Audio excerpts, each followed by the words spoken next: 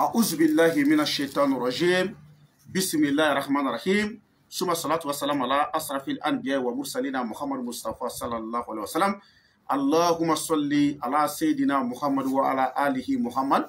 رافع درجة الودود كاشف الأمة محمد بن عبد الله محمد ابن آمنة محمد مكان محمد يا رسول الله صلى الله عليه وسلم أنكلنغا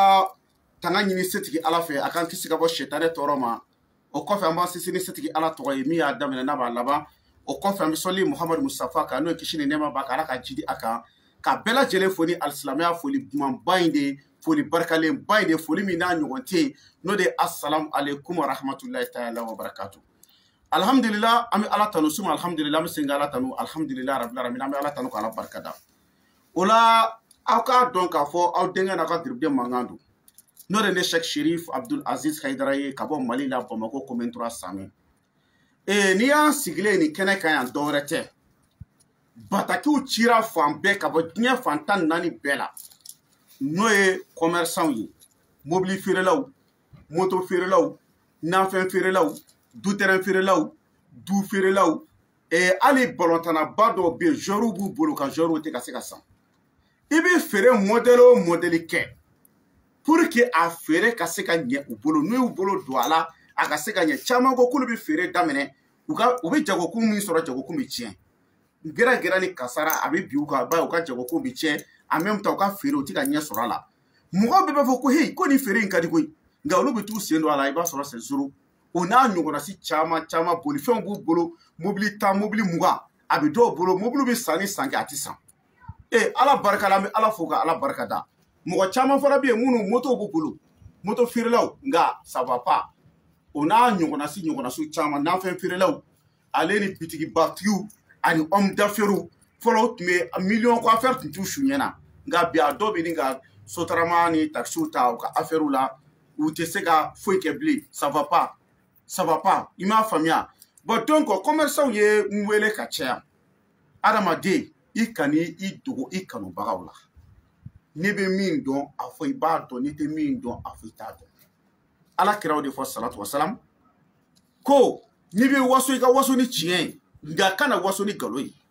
Seydina Ali ye nin fɔ nkalon min n'i b'a tigɛ mɔgɔw ye a nkalon valeur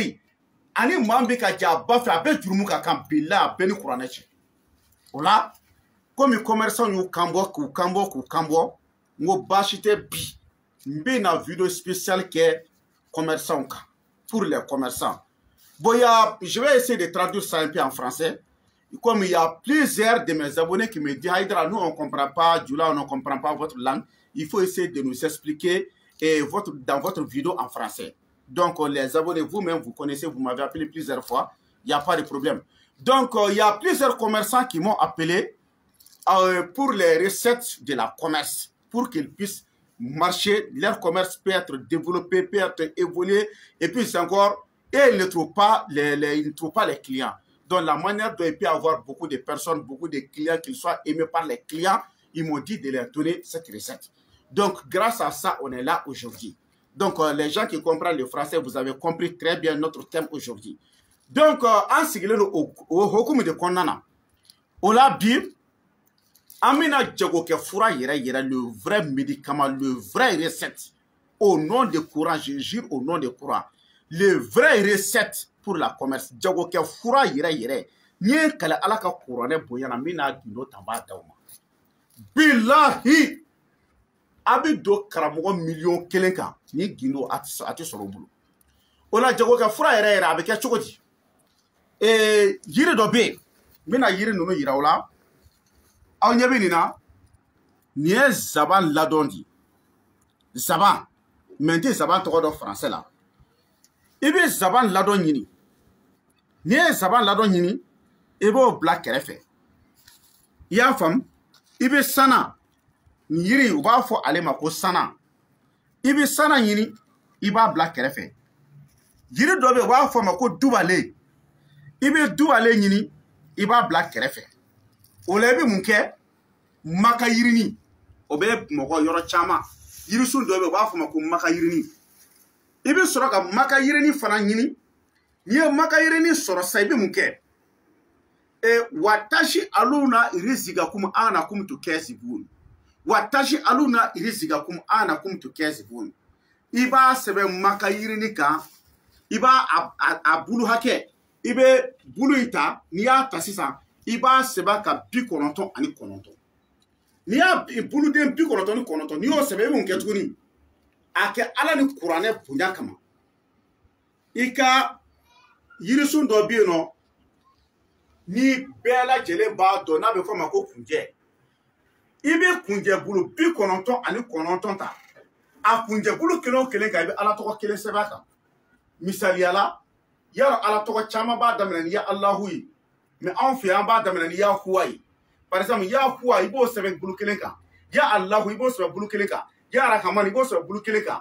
ya arahim ya malik ya kudus ya salam ya mumin ya muhamin ya aziz ya jabbar ya mutakabir ya kalik ya baru ya musawir ya gafar ya gahar ya wahab ya razak ya fataw ya alim ya qabir ya bashir ya kafir ya rafiu ya muiz ya muzul ya sami ya bashir ya kam ya dlo ya latif ya kabir ya hafizu ya mugitu ya asib ya jalul ya karim ya rakib ya mujib ya wasiu ya majid ya bashir ya shadu ya haku ya wakilu ya qawi ya matin ya wali ya hamid ya musi ya mubdi ya muidu ya mun ya mumitu ya hayy ya qayyum ya majid ya waqid ya samad ya qadir ya muqtadir ya muqaddim ya muakhir ya awwal ya akhir ya zahir ya batin ya wali ya muta'al ya bar ya tawwab ya mutakim ya afu ya rauf ya malikul mulki ya zul jalal wal ikram ya muksitu ya jamu ya kanu ya muguni ya dur ya nafi ya nuru ya har ya badu ya baki ya warish rashid ya sabur ibni sebe ala ibo sebe ibni kelengele sebe kunja bulu kelengele ka fo bi kononton ani kononton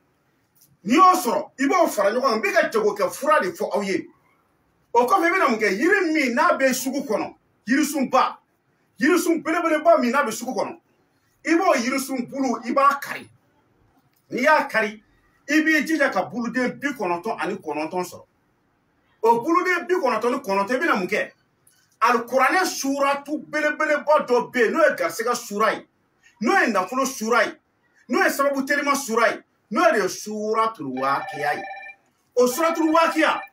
i b'a aya kelen o kelen i b'a sɛbɛn bulu nin kan aya kelen o kelen i b'a sɛbɛn bulu nin kan a bɛ taa bɛn buluden 99 de ma yarɔ fɔlɔfɔlɔ suratul waqiya a aya tun bɛ taa bɛn aya 100 ma mɛ u ye aya 2 u y'o yɛlɛma ka kɛ aya 1 o de kama a kɛra aya 99 ye i b'a sɛbɛn a kan kelen kelen kelen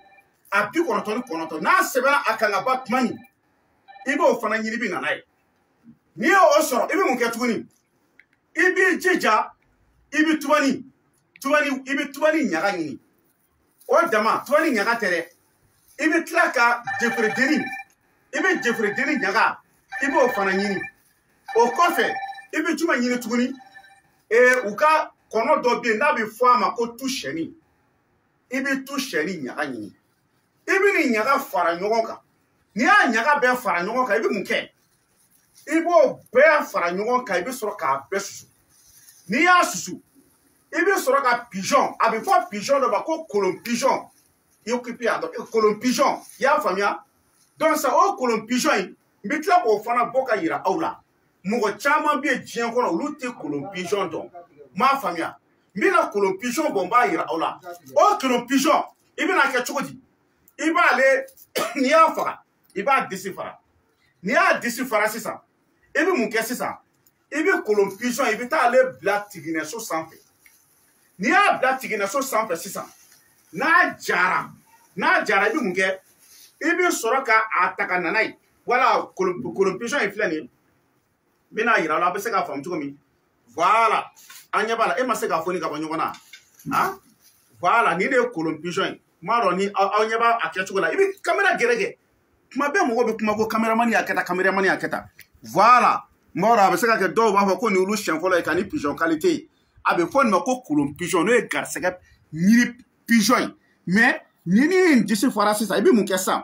i b'a bila tiginɛso kan n'a ye tile 3 kɛ ka ban i bɛ sɔrɔ k'a ta n'a i bɛ n'a bila so a tɔ ka ja yanni fɛn dɔ ka taa dun garisɛgɛ ko don n'a nana tuma i bɛ mun kɛ i bɛ sɔrɔ k'a bila ka ca wala pigeon in minɛ ta n'i y'a bila a to yen ta fɔlɔ pour que mɔgɔ caman k'a ye donc n'i y'a bila i bɛ sɔrɔ k'o fana susu i y'a faamu i b'o fana fara nin kan n'i y'a bɛɛ fara ɲɔgɔn kan ka ban tuma min ibi mun kɛ bisimilahi arahman arahim bisimilahi arahman arahim i b'o sɛbɛn ko i bɛ mɔgɔ bila ka nasi sɛbɛn siɲɛ 124 bisimilahi arahman arahim i b'o nasi fara ɲɔgɔn kan i bɛ sɔrɔ k'o bɛɛ fara fura in kan ka sɔrɔ k'a bila k'a ja so kɔnɔ n'a jara tuma min na ala kama barikante dɔɔni ɲini i k'a fara kan sugu buguri o dɔɔni ɲini i k'a fara kan tigɛnɛso buguri o dɔɔni ɲini i k'a fara kan ala kama a dɔɔni tinba tasuma na bani n'i y'a dɔɔni ta k'a kɛ tasuma na ta wallahi n bɛ min fɔ aw ye ala de tɔgɔ ko wahidul kaharu komi maa dɔ ni tasuma bɛrɛ bɛ nin na voilà tasuma b'a la voilà ɲɛ t'a la bien sûr voilà a bɛ b'an bolo ɲɛ b'a la bon n'i ye nin kɛ n'i y'a kɛ tasuma na tantɔ a kɔrɔ ta sisan a sisi min bɛ ka bɔ ni commerçant o commerçant jagokɛla o jagokɛla tulo b'i na n'i ye nin dɔɔni sɔrɔ k'a kɛ tasuma na k'i bolo wusu n'a ye n'i ye kale ala ka kuranɛ bonya na o don i b'a fɔ ko ko wɛrɛ bɔr'i ye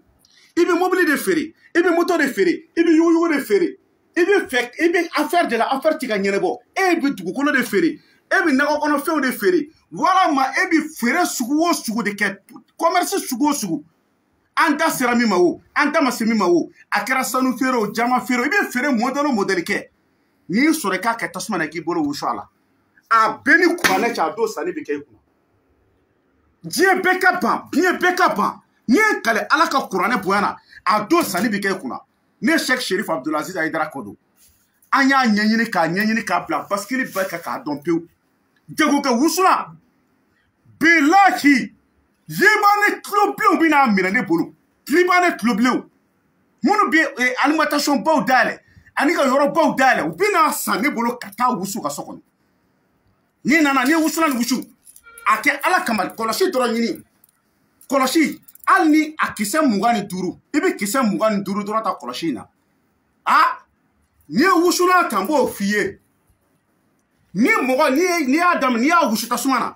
ni client y'a daminɛ ka sumaya kɔlɔsi in ta i b'a fɔ i da jukɔrɔ 25 n'i y'a fɛn fɔ 25 dɔrɔn a bila a bɛɛ ni kuranɛ cɛ i bɛ mɔgɔw natɔ ye i bɛ mɔgɔw natɔ ye sisan n'a y'a daminɛ ka sumaya ni client y'a daminɛ ka sumaya n bɛ tila ka tɔgɔ in f'i ye mais o tɛ fɔ kɛnɛ kan nin cogo la n b'o f'i ye o ye gindo ye ismul azamu don mais n t'a fɔ nin cogoya la i b'a wurudi n'a tigi i b'a fɔ 25 dɔrɔn i bɛ mɔgɔw natɔ ye i m'a faamuya bon ala n'a kira barika la ni e maa ko e bɛ se nin na e yɛrɛ bɛ ten mɔgɔw ma kan ka tigɛ i la wa ne bɛ sigida min na e bɛɛ ɲininka jama de la ka tigɛ yan wa adamaden ji kunnangolo tɛ kumu mɔgɔ o mɔgɔ bɛ kuma wɛrɛ fɔ ye karamɔgɔya k'a bɛɛ ni kuranɛ cɛ mɔgɔ hakɛ bɛ na ne yɛrɛ fɛ karamɔgɔya la yan n'u bolodaw tɛ ye o ɲɛdaw tɛ ye susɛtiw b'u sen na n'i ye kale n'i ye nkalon tigɛ ala ka n don jahanama kɔnɔ bilayi a mɔgɔ dɔw b'u sigi biro la k'a fɔ ko moriya man ɲi mais a bɛɛ ni kuranɛ cɛ an bɛ fɛn ta ka d'u ma u bɛ na anw fɛ an bɛ baara k'u ye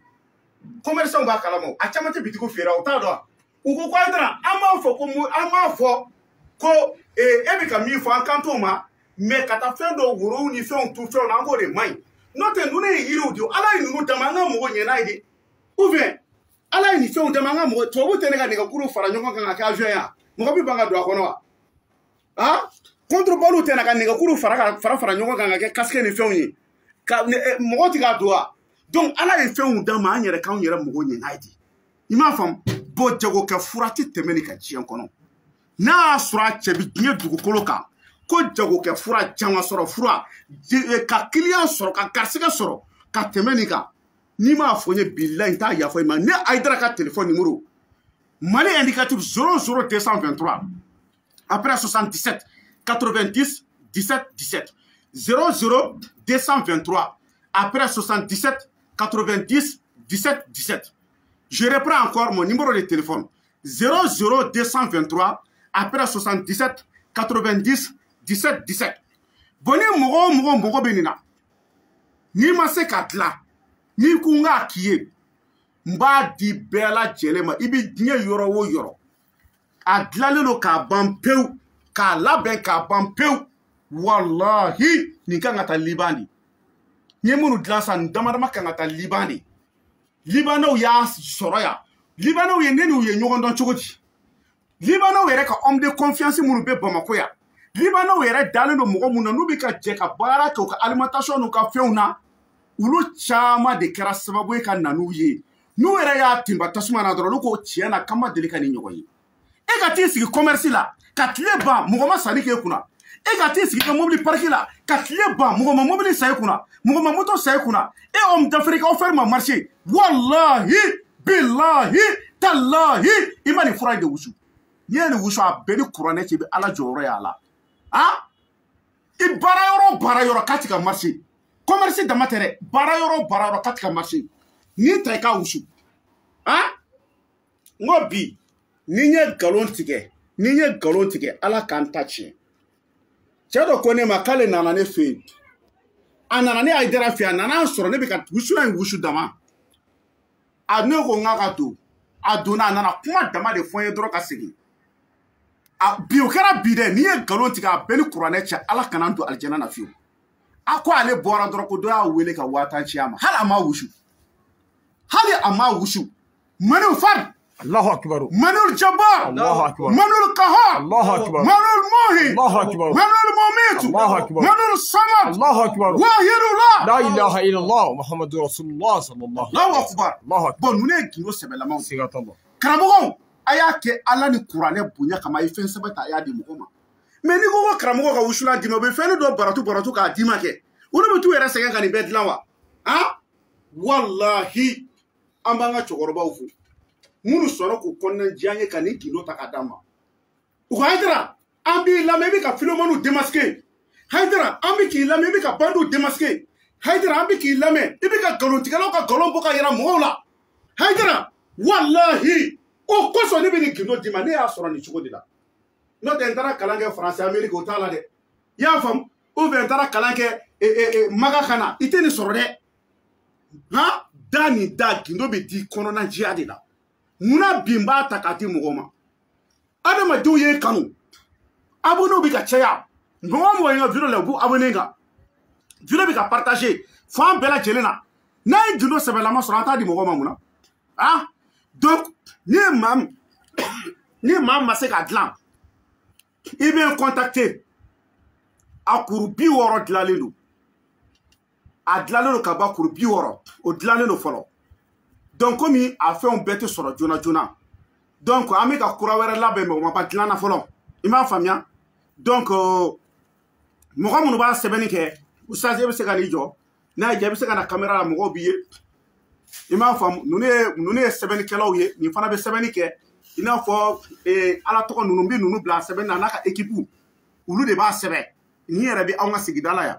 i m'a faamu wa ni ala ka jɛ inshallah taala tawfik donc ni mɔgɔ bɛ nin wusulan in na maa fɛn fɛn mɔgɔ b'a la diɲɛ yɔrɔ o yɔrɔ i b'a fɔ n ɲɛna n b'a d'i ma 15,000 a ta i k'a wusu dɔrɔn i k'a lajɛ